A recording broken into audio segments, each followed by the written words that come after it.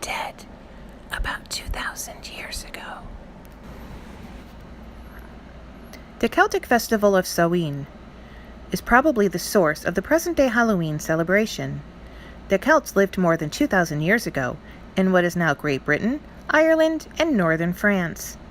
Their New Year's began on November 1st. A festival that began the previous evening honored Samhain, the Celtic lord of death. The celebration marked the beginning of the season of cold, darkness, and decay. It naturally became associated with human death. The Celts believed that Samhain allowed the souls of the dead to return to their earthly homes for the evening. For the friendly spirits, the Celts would set places for dinner, leave treats on doorsteps, and light candles to help them find their way back to the spirit world. On the evening of the festival, the Druids, who were the priests and teachers of the Celts, ordered the people to put out their hearth fires. The Druids built a huge New Year's bonfire of oak branches, which they considered sacred. They burned animals, crops, and possibly even human beings as sacrifices. Then each family relit its hearth fire from the New Year's fire. During the celebration, people sometimes wore costumes made of animal heads and skins. They told fortunes about the coming year by examining the remains of the animals that had been sacrificed. The Romans conquered the Celts in AD 43 and ruled what is now Great Britain for about 400 years. During this period, 2 Roman autumn festivals were combined with the Celt festival of Samhain. One of them, called Feralia, was held in late October to honor the dead. The other festival honored Pomona, the Roman goddess of fruit and trees. Apples probably became associated with Halloween because of this festival.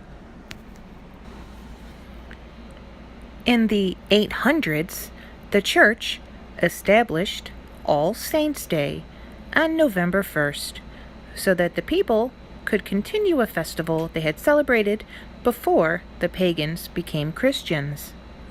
The Mass was said on November 1st, and it was called All Hallowmas. The evening before was known as All Halloween, or Halloween. In 1556, the holiday known as All Hallowtide began in Europe. It was 3 days from the eve of All Saints' Day to All Souls' Day. Criers would mourn the dead dressed in black, and people would serve soul cakes in memory of the dead. In the 1700s, costumed people would go door to door, singing songs in exchange for food. They would prank others and blame evil spirits, and used carved turnips as lanterns. And now, a side note about jack-o'-lanterns. According to an Irish legend, they were named for a man called Jack, who could not enter heaven because he was a miser.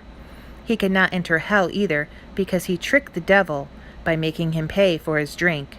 The devil then threw a coal ember at Jack, who put it in a carved turnip.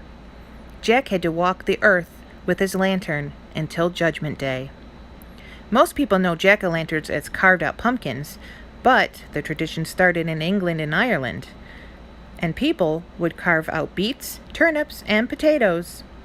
The pumpkin finally became popular when the tradition of Halloween hit the USA around 1840.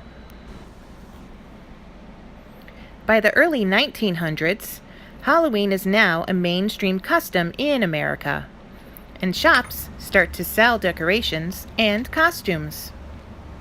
Now, a few questions for the audience. Did you celebrate Halloween growing up? What traditions did you do differently? What is your favorite Halloween character?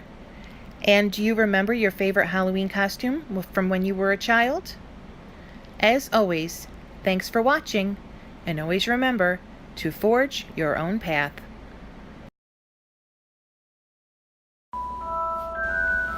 H has been brought to you in part by my personal love for all things Harry Potter.